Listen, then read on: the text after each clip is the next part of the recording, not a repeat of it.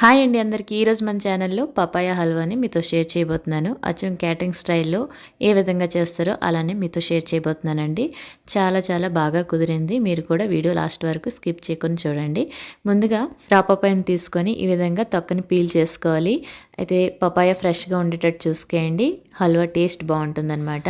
మీరు సన్నగా తురుముకోవాలన్నా తురుముకోవచ్చు, లేదు అంటే లావుగా తురుముకోవచ్చు. సన్నగా తురుముకోవాలంటే కాస్త ఓపిక ఉండాలండి. నాకు కాస్త బయటకు వెళ్ళే పని ఉంది కాబట్టి నేను వచ్చేసి లావుగా ఉండేదాంతో తురుము పెట్టేశాను అనమాట. అయితే లావుగా ఉండేదాంతో తురిపితే క్యాటరింగ్లో మనకి కాస్త విడిగా ఉంటుంది కదా, ఆ టైప్లో వస్తుందన్నమాట ఈ హల్వా వచ్చేసి.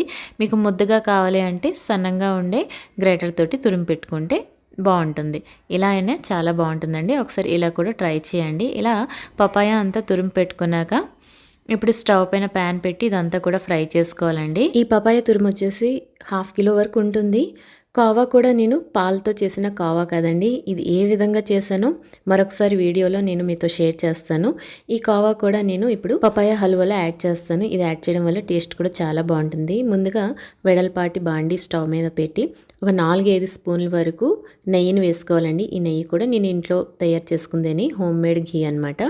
నెయ్యి వేసుకున్నాక కాస్త కాగాక తురిమిన పపాయాని ఇందులో యాడ్ చేసుకోవాలి. యాడ్ చేశాక 10 మినిట్స్ పాటు మీడియం ఫ్లేమ్లో కలుపుతూ ఫ్రై చేసుకున్నారంటే ఇవి కాస్త మగ్గి ఇందులో ఉండే పచ్చివాసన అంతా పోయి చక్కగా ఈ విధంగా ట్రాన్స్పరెంట్గా అవుతుందన్నమాట. ఇందులో ఉండే వాటర్ అంతా ఆవిరయ్యి నెయ్యి అంతా కూడా బయటికి రిలీజ్ అయినంత వరకు చక్కగా కలుపుతూ ఫ్రై చేసుకోవాలి. ఇలా ఫ్రై అయినా ఇందులో మనం ముందుగా ప్రిపేర్ చేసుకున్న కావాని ఇందులో వేసుకోవాలండి. ఇది చప్పటి కావా అని, ఇందులో పంచదార ఏమీ లేదనమాట. కావా అంతా కూడా కరిగి ఇందులో కలిసేంత వరకు మీడియం ఫ్లేమ్లో చక్కగా ఫ్రై చేసుకోవాలి. కోవా కూడా ఇంట్లో ప్రిపేర్ చేసుకుంది ఫ్రీజర్లో పెట్టారంటే చక్కగా ఎక్కువ రోజులు ఉంటుంది. పాడవకుండా మీరు ఏ రెసిపీ చేసుకోవాలన్నా అందులో యాడ్ చేసుకోవచ్చు. ఇందులో నేను ఇప్పుడు పంచదార యాడ్ చేశానండి. కోవా అంతా కరిగి మనకి పపాయలో కలిసాక ఇందులో పంచదార యాడ్ చేసుకోవాలి. పంచదార వచ్చేసి మీ తీపికి తగ్గట్టు యాడ్ చేసుకోవచ్చు. నేనైతే 1.5 కప్పు పంచదార వేసుకున్నాను. సుమారుగా ఇది 150 గ్రామ్స్ పంచదార ఉంటుంది. పంచదార వేసి కలిపి మూత పెట్టి లో ఫ్లేమ్లో మనం మగ్గించుకున్నామంటే పంచదార అంతా కరిగి కాస్త ముద్దగా అవుతుంది. ఇప్పుడు ఇందులో కాస్త సాల్ట్ వేసుకోవాలండి. ఎప్పుడైనా స్వీట్స్ చేసుకుంటే కొద్దిగా సాల్ట్ వేసుకుంటే స్వీట్ టేస్ట్ బాగుంటుంది. ఇందులో నేను చిటికెడంతా యాలకుల పొడి కూడా వేశాను.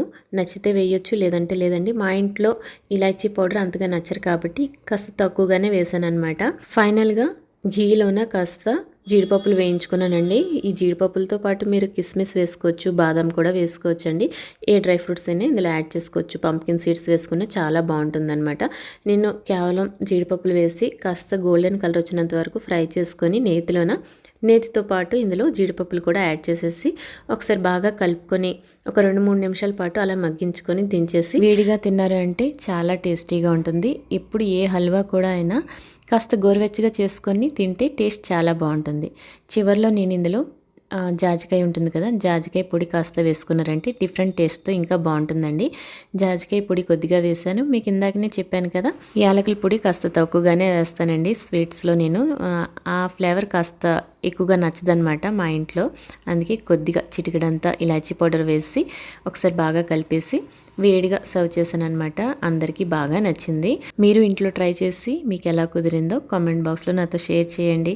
ఈ వీడియో నచ్చినట్టయితే కాస్త లైక్ కూడా ఇవ్వండి. మరొక వీడియోతో మళ్ళీ కలుద్దాం. Thank you for watching. Bye.